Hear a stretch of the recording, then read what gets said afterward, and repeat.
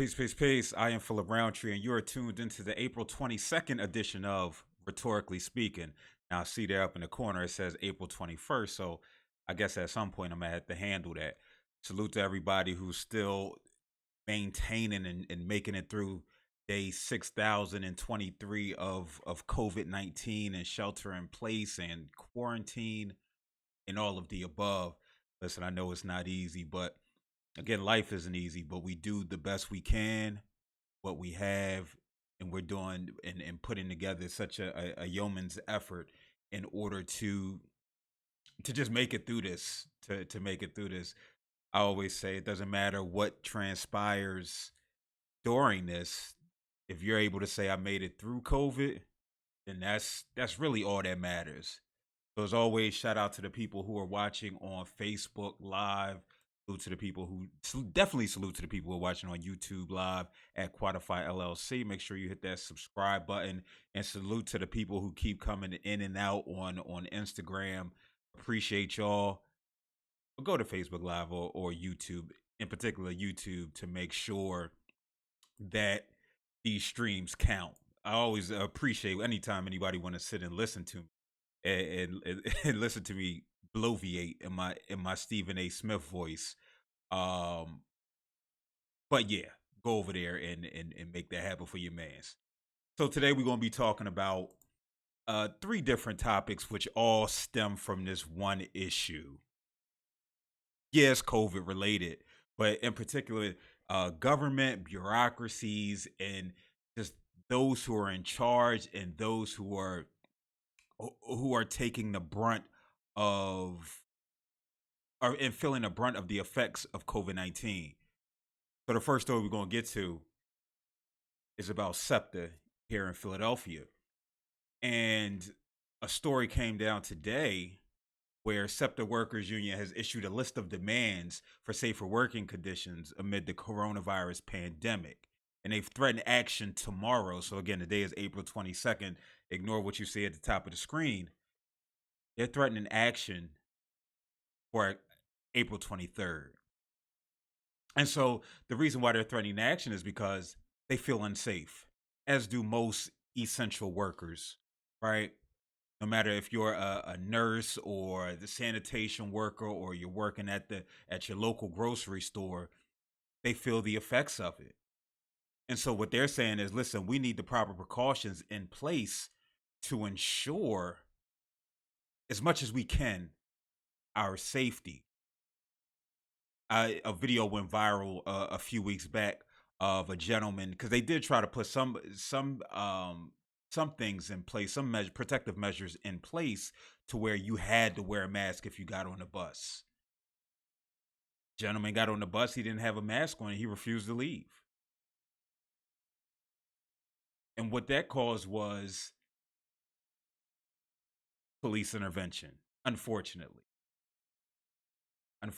Now I don't want to get into the particulars of that situation. I believe I might have talked about it already. But again, they're like, yo, I'm just driving the bus, or I'm just driving the train, or I'm working in these different stations. And yet we keep being inundated with people. We keep coming in contact with people, and we're on the front line. And so they went from mandating masks to then saying after that incident, okay, no, people don't have to wear a mask, but we strongly encourage it. And it's not like Septa is giving out masks to the people that's getting on the bus. We saw what happened to the bus driver in Michigan who died, presumably as a result of the woman coughing on the bus uncontrollably. And he died a short while later. And so they're saying, no, we need some things, some protective measures put in place if we are going to continue.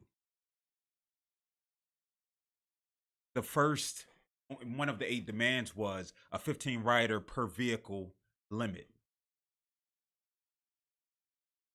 15 riders per vehicle, which allows for social distancing to take place, which is that 6 feet that hopefully everybody is adhering to.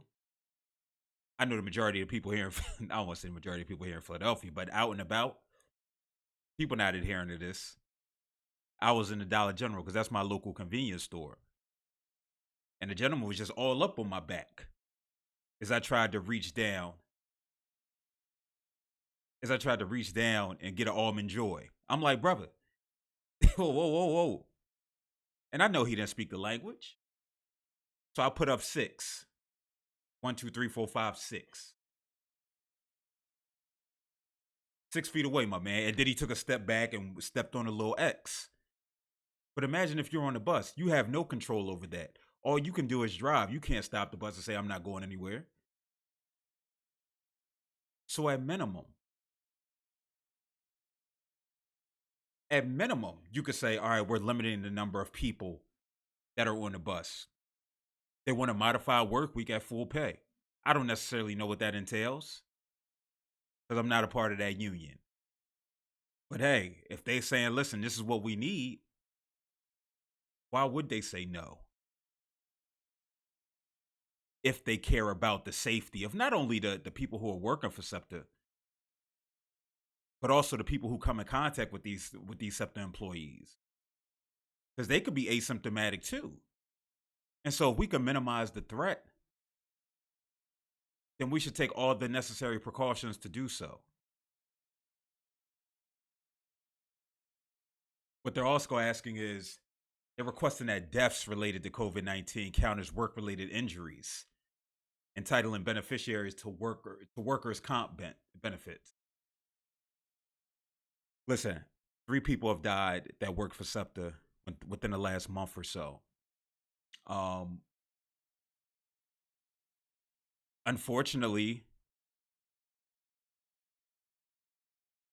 I knew one of them by proxy. And I'm not going to release the individual's name. But when they told me that their father died from COVID, I was taken aback. Because this is that idea of it's never that serious until it hits your front door. And so it hitting your front door is somebody that you know, somebody that you might come in contact with, and then they're not here anymore. And so what they're saying is, listen, we out here in these streets, baby. Like, we making business decisions every time we step out for the good of the city, for the good of the community. And so if one of us passes away, they should be entitled to these workers' comp benefits. Now, again, Septa might get into this argument of, well, how do we prove that you got it as a result of being on a job? Yeah, that's hard to prove. But once you step foot outside, once I'm on the clock and I'm out here in this environment, yes, I'm at risk.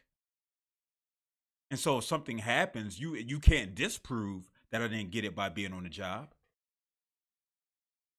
But with this said, and I agree with the union's position, I feel like it's just a travesty. It's a day late and 3 lives short.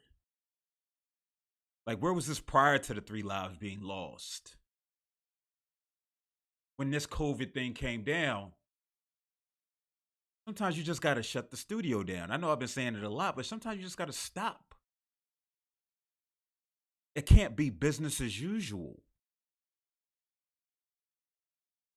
And see, this is where we get, this idea of capitalism. Now, it's various forms of capitalism.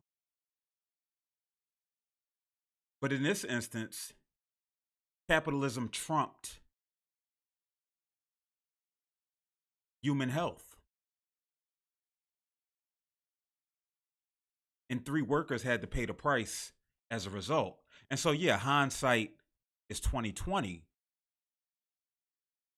Hindsight is definitely 2020. But again, would these 3 lives still be here if they weren't mandated? If they weren't mandated to be at work? So when you're working in the crib, salute to the people who car going off. It's all good though. But also another point, I wonder if it's unreasonable to think that they might have participated in shelter in place if this didn't happen. Like, if they were asked to stay home, if they were told to stay home, because then we would definitely be able to say that it wasn't a result of being at work.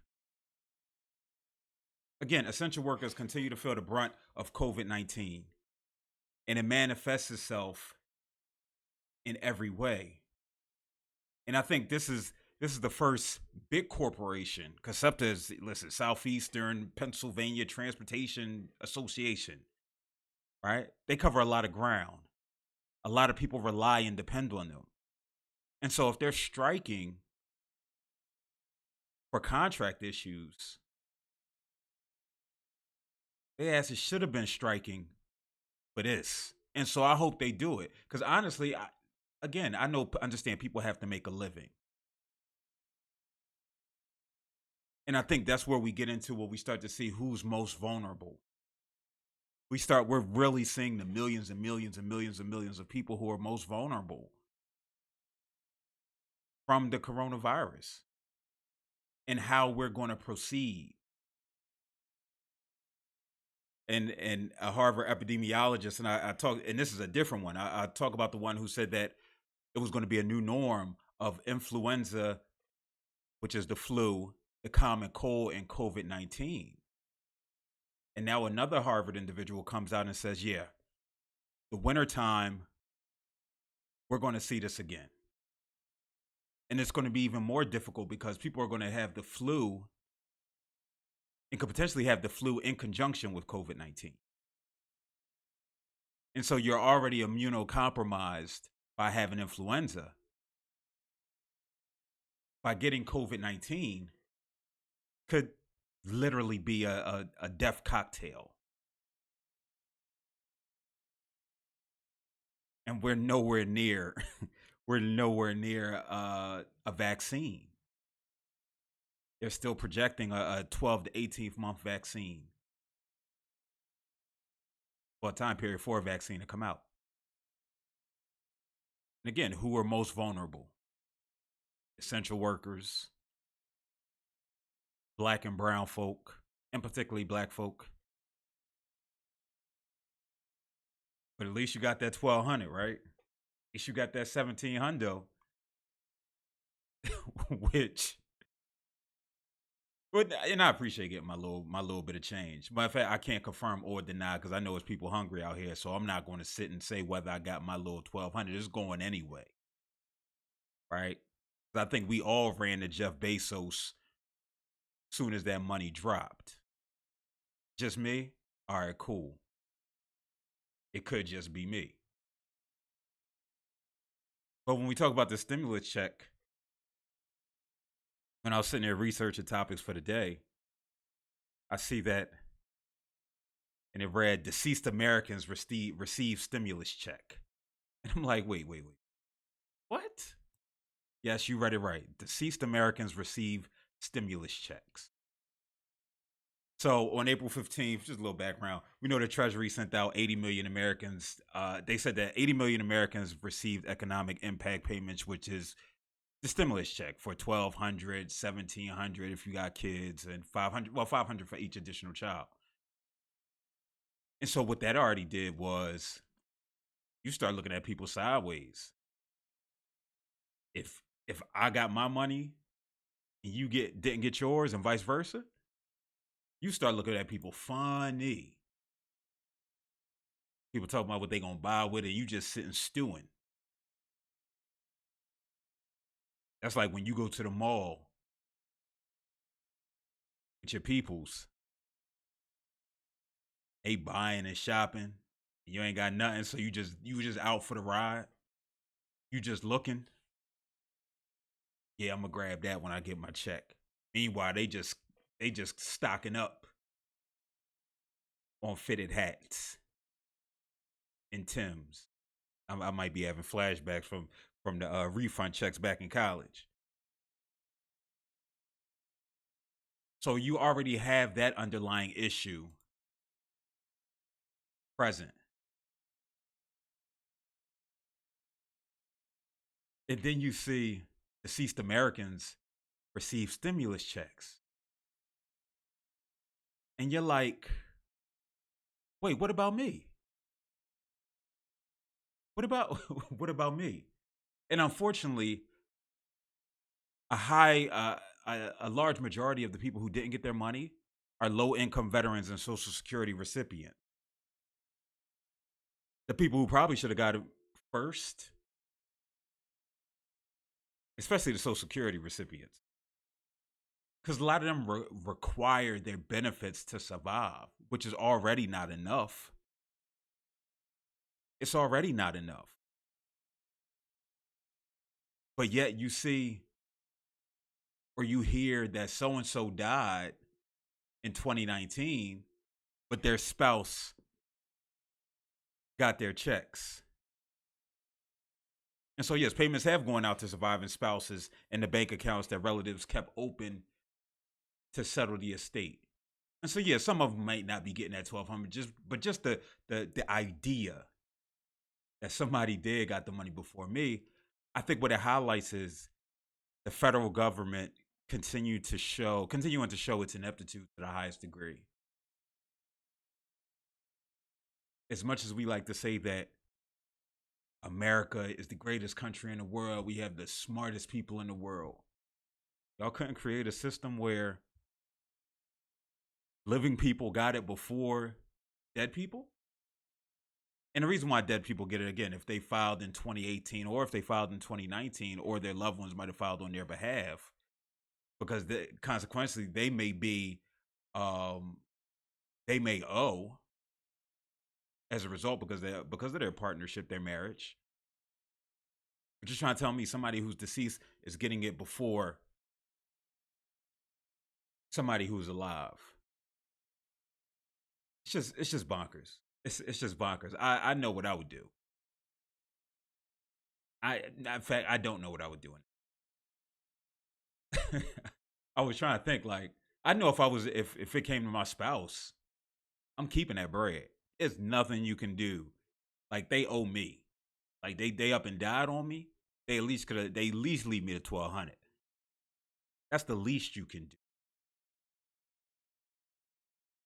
Now I go, take a drink in your memory. I go to your grave and make it rain or something. You know what I mean? But no, I need all that. And the federal government is saying, yeah, go ahead. Majority of you guys can keep that. So, I don't know if it's because they put up with that individual for a period of time. But again, it just shows how the lack of preparation that exists in the federal government with all of this.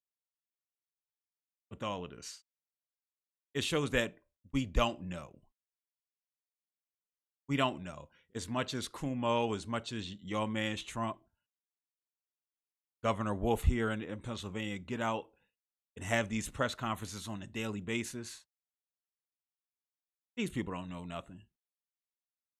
That's one thing I like about Dr. Fauci. He'd be like, yo, yeah, I don't, whatever he said, nah, I don't know. Because they don't know. This COVID thing is completely brand new. It caught them unprepared.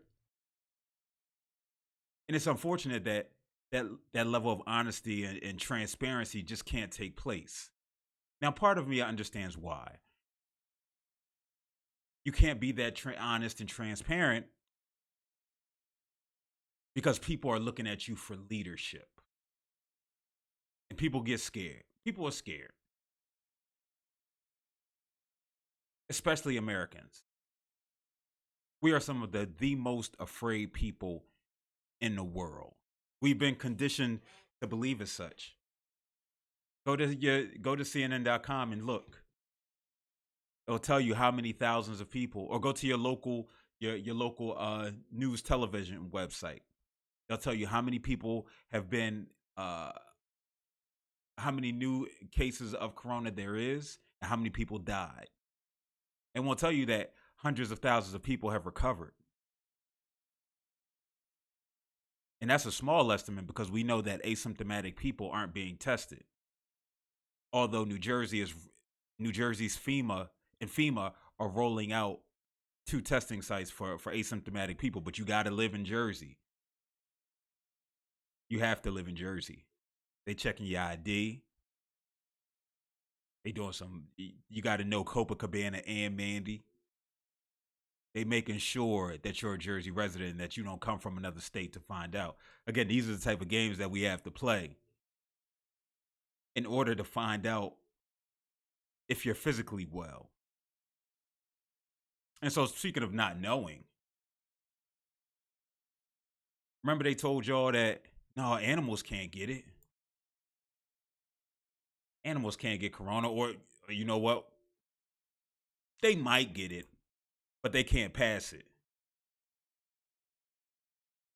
They can't pass it around. Now, we know that for sure. Again, they don't know what the heck they talking about.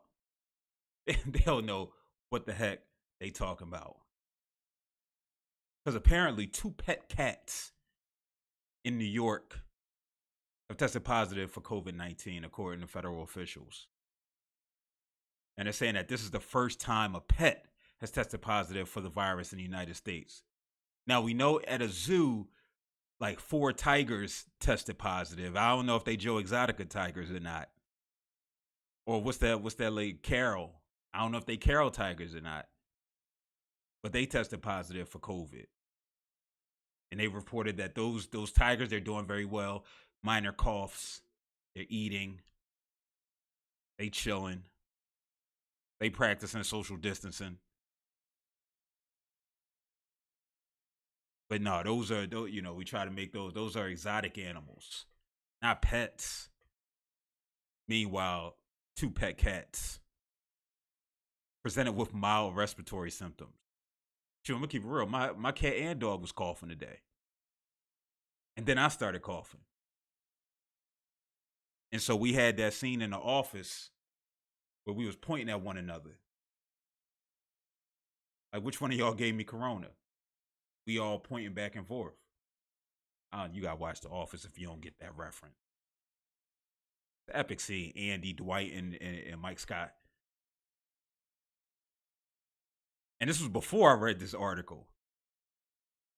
Both are expected to make a full recovery, so that's a beautiful thing. Because I know, their employers are happy, their family, their kids, everybody's happy, but they're expected to make a full recovery. One of them is believed to have caught the virus from its owner, who was positive for COVID-19. They say the other cat was infected by an asymptomatic or mildly ill household member or through contact with a neighbor. Whole bunch of guessing. They don't know where that cat been. They don't know if the cat got it from. They have no idea. The cat could have been out in the streets trying to see what the happenings with what's happenings, and caught COVID and brought it home and gave it to his owner. How do you know the cat didn't give it to the owner? But again, this is where we are. Like, I'm scared as heck. My cat buddy might have to go find somewhere else to live. Or do I put a mask on him? What do I do? What do I do? But that is one of the recommendations. Not that you put a mask on your cat, but if you're going to interact with your animals, put a mask on. And I try to go an episode without talking about white people. But I feel like these are white people and white people cats. Because I feel like black people don't know where their animals are half the time, especially their cats. I think black people cats just roam the crib. They just try to find somewhere where they not bothered. White people cats, I think they all up on them. And we know that they like to kiss the animals. Hey, little Tommy. Because they got to give them real people names. Hugging all up on them. Cat don't even want it. I know the cat probably mad. Yo, this muck done gave me Rona. He got to tell his friends, like, no, I can't come out. All he could do is just stand and look out the window. Because his owner wanted to be out here in the streets gallivanting, catching corona. I mean, I make light of it, but it is scary. Because imagine if pets get it. Once pets get it, it's a wrap. Once animals get it, it's a wrap. I jokingly said, play the play the Onyx Last Days beat. I can't play that on here because it'll get flagged by YouTube. But that's how I feel. Once you hear that the animal's getting it,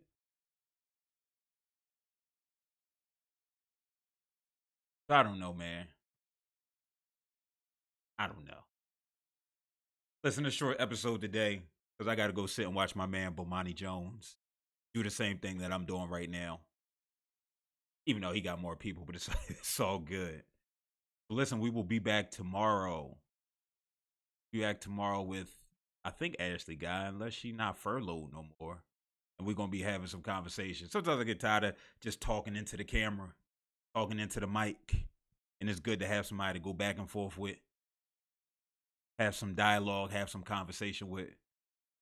It's a beautiful thing, so make sure you tune in. We back tomorrow at a regular time, 8 p.m. Don't forget, if you're watching on YouTube, hit the subscribe button at Quantify LLC. Thanks to those watching on Facebook Live, and my phone died, so Instagram Live is not popping. But until tomorrow, you have been watching Rhetorically Speaking. Peace. I'll turn this thing off. Peace.